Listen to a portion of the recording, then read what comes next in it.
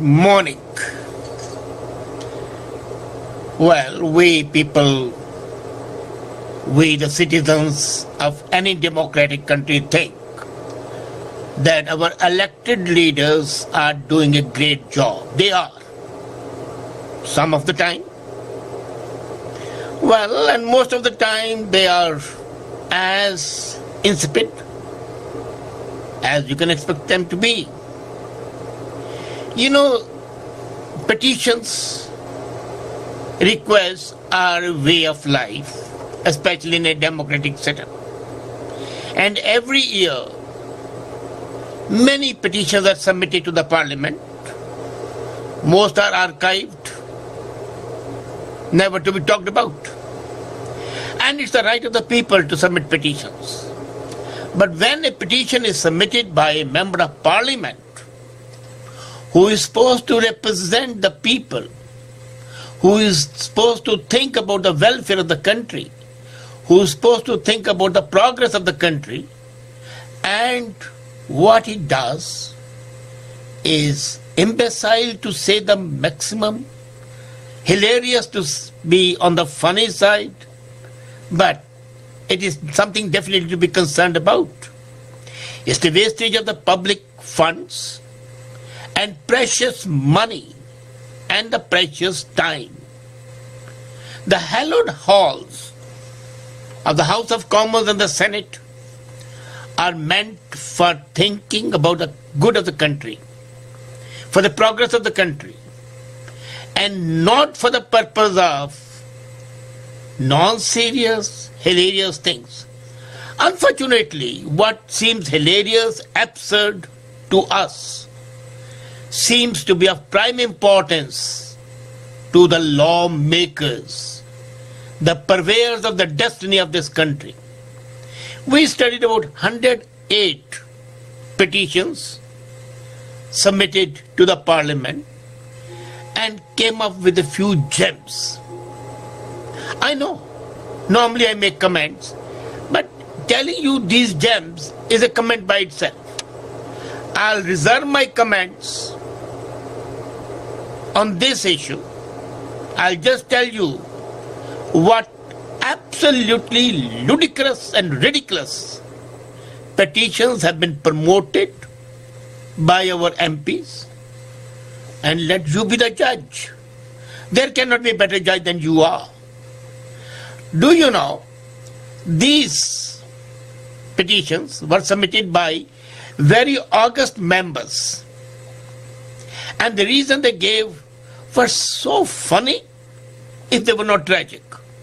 Unfortunately, they are tragic because their absurdity exceeds all theatre of absurd. First petition which attracted me was by the Quebec MP Jean Boy,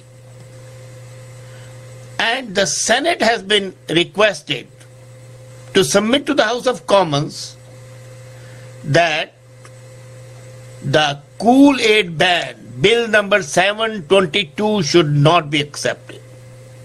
Now, I can understand that any legislator should submit the desires of his electorate, of his riding, and this is that you should not ban Kool-Aid man. The petition reads very interestingly, these cartoon characters are part of our folklore and embedded in the childhood memories.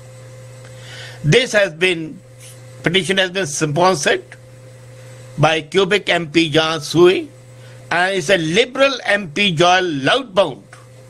He says, House of Commons should protect our collective imagination by not passing the bill. Now, is the the bill by itself is stupid. Why ban a cartoon character? But the petition which the MP went about and collected hundreds of signatures makes a mockery of the system of petition. The second petition again by Newfoundlander Mark Bennett. And the petition is again very interesting. He says AR-15, which is a civilian variant of the Army assault rifle M16. So AR-15 is prohibited bore. So he says it should be permitted in the country. It's free AR-15. Let it people buy it free, the assault rifles. It will be very easy for the terrorists to get it and mow us down. And they have done clearly this petition with a motive which is not very nationalistic in outlook. Anyway, then comes the height of absurdity. This can spoil the relations. Next few years are going to be the Trump era. And here is an NDP candidate, NDP legislator, Honorable Kennedy Stewart. And he has asked that we should ban Donald Trump. Now, how do they expect to ban him? Do they ban him from coming to Canada? He may not even otherwise come. Do they ban him from using his name so all the newspapers wherever Trump is to be written shall have a blank space? And do they want to ban it on the TV so that whenever the word Trump comes, there is a muting done by the censor board? The whole thing, well, absurd it is, but it is fraught with danger. You want to ban the head of the state and the head of the government of the strongest country in the world with whom you have 87% trade, and your very protection, your safety depends on the whims of the Oval Office occupied by the person you want to ban. Then comes another petition, very interesting petition. Ban the sale of dog and cat skins. The fur coat should not be made of dogs. Now, this is amazing. The MP possibly and the people who submitted the petition did not know that in Canada nobody wears dog fur. It's not used. So what do you want to ban? You know, a little bit of sense, a little bit of imagination, a little bit of thought would have told them that this is neither here nor there. Then comes another one. This is by Rudy Norman of Burlington, Newfield. And this petition says that every November 11 should be observed as a morning of silence. And then all non-essential businesses, organizations and establishments should be shut down, closed until noon every Friday 11. And do you know, it's again a Liberal MP, Scott Sims, who has sponsored this petition. Now, observing Remembrance Day, yes, I can understand, and we do observe it. The poppy sale is one of the ways. The parades are there. But observing it as a silence, okay. Normally we observe silence and it's for 2 minutes. Whenever. It's globally accepted. But to observe silence for half a day, closed on all establishments, wow. This takes a cake along with banning Donald Trump. Then another thing is again interesting, good but interesting. You know, we have at present 26% MPs who are women. Despite the best efforts of all the political parties, Canada has not been able to achieve 50%. But why 50%? Why not 100%? Make it obligatory that only women can contest the election. The matter is solved. But here they say, and Metal Green is recommending it, They say that we should make it compulsory that 50% MPs shall be women. Now, how do you make it compulsory? Which riding would you designate as reserved for women? Which riding would you think that only women should contest? And is it possible to do so? Would it not violate the law, equality of sexes before the law? Reservation can be there. You can say some ideas can be there. But are we going the Indian way to start making reservations mandatory, obligatory, a compulsive thing? And once you start at one, there is no ending. And then, comes a petition. And it says that this is an age of use and throw. We should conserve things and make repairs easy, cheap, economical. So it's a $10 you spend for waffle maker, it goes waste, you throw it. So let it be repaired. But nobody objects to that. But they say the repair charges should be tax-free. No GST should be levied on the repairs. Well, another man says that give tax-free status to an average mechanic. Now, if you give an average mechanic tax-free status, why not, who repairs your machines? Why not give tax-free status to a GP, your family doctor? He repairs your bodies. And once you start the ball rolling, you can be sure there'll be no end.